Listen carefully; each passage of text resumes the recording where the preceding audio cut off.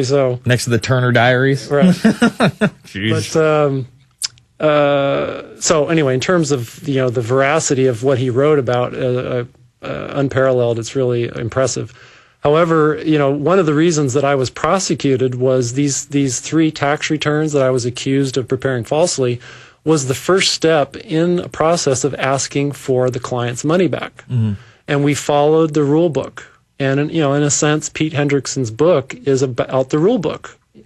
And people using Pete's method do ask for refunds. Mm-hmm.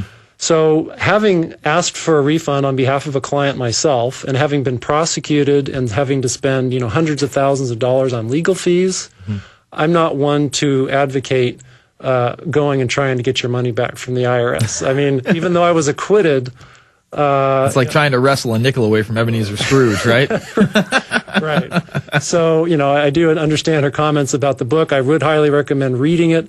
As far as going after your money with the IRS, if you got a couple $100,000 laying around. It's a David and Goliath story, right? Yeah. Okay, I got you. All right, let's go to Chris in Florida. Chris, you're on the line. Hey, Joe, thanks for being such a pioneer and waking so many people up, making us think. Back in 1996, I had a court victory, and people have asked me the same kind of question that reporter asked you. Why, how did you get away with it? And the answer I have to, how did I get away with making a plea agreement to pay court fines, court costs, and since the court would not accept lawful money, as defined under Title 12, Section 152 of the U.S. Code, the Coinage Act, that discharged my obligation by her refusal of my tender. And when I get asked, well, how do why do you break the law? Why do you think the law doesn't apply to you?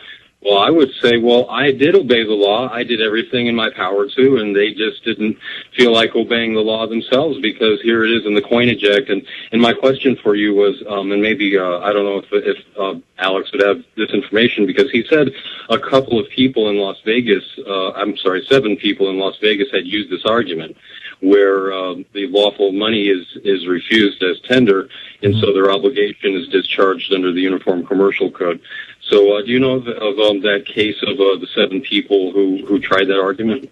Yes, it's the Carey case. The gentleman's last name is spelled Kahre, but I believe he pronounces it Carey.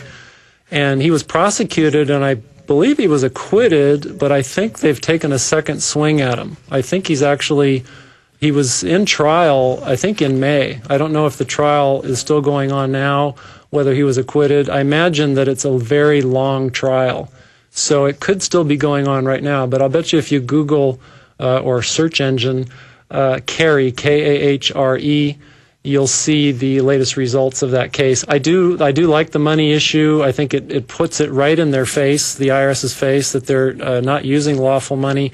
And when you try to actually tender payment in the form of gold, they're just like, it's like you've put a cross in front of Dracula. Now, does it have to be gold? Can it be silver? And by the way, Chris, I thank you for the call. Because it is the Coinage Act. Is it basically precious metals, or is it just gold? Or I'm not sure. The stories that I've heard of the anecdotal events of people actually they've presented gold. They've presented basically gold American coins. And the IRS just freaks out. And here they are presenting actual money, as defined by the Constitution and the Coinage Act and the various statutes. So it's really amazing to watch the IRS squirm when you're like, yeah, I'm ready to pay you. Here's the money, and you plunk it on the table. And it's like no dice. It's like, well, we can't process that. So it's amazing. So I would encourage people to look into that issue in the Carey case. Again, Mr. Carey used that as a payment vehicle for the people that worked for him. Mm-hmm. And, sometimes the issue you bring up that is just such a devastating blow to the IRS can mean they're going to come out swinging with the most devastating blow to you. So, my hat is certainly off to Mr. Carey because he has dedicated a lot of his life to fighting over this. And, he's basically a business owner who is paying the people that do work for him in lawful money. Mm-hmm. Well, they're saying it's not lawful anymore because we had an Asheville man charged in alleged Liberty Dollar fraud scheme over the weekend. Yeah, it's unbelievable. This guy was basically just paying off his debts with silver coins in most instances. 1 ounce of silver, $20.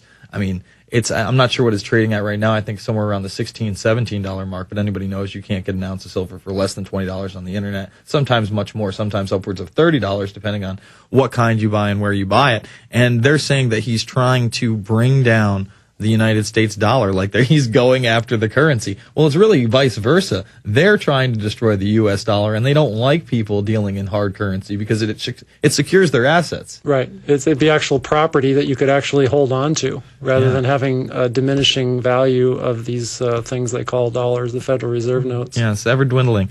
Let's go to Josh in California. Josh, you're online. Yes, sir. Hello? Yes. Hi, Joe. Hi, Jason. Good evening to you both. Hi, Josh. Hi, Josh.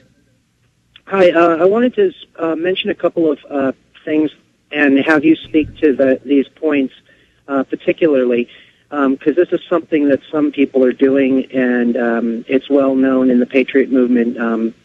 So, aren't all indictments, warrants, etc., considered commercial offers, which can then also, as an offer, be accepted? And if there's no money circulating as far as currency, then doesn't the acceptance of that offer commit the full fulfillment of the obligation as far as the issue coming from the government, and then us having having a tax exemption? We can use that exemption to offset that liability and have them deduct that from our exemption. Now, can you speak to that? Do you know what I'm talking about? The redemption process? Is this like common law, Josh? No, the commerce and the commercial process that was developed by Roger Elvick in the late 1990s and early 2000s. All right, let's get Joe's take on it in a moment. I got to let you go because you got that radio in the background. I can hear my echo. I'm not too fond of that redemption I shouldn't say I'm not fond of it at all. I've never seen it actually work. In theory, it's nice, but in reality, you're going to end up behind bars or worse. There may be some truth to it. Maybe after the break, I can talk about a little more about. All right, yeah, we're not trying to blow you off. We're not trying to bust you off the line, but you got to turn that radio down, guy. That's how it works. That's how this talk radio thing works. You call in, turn the radio down so I can't hear myself over and over again. Final segment with Joe Banister, freedomabovefortune.com. Be back after this.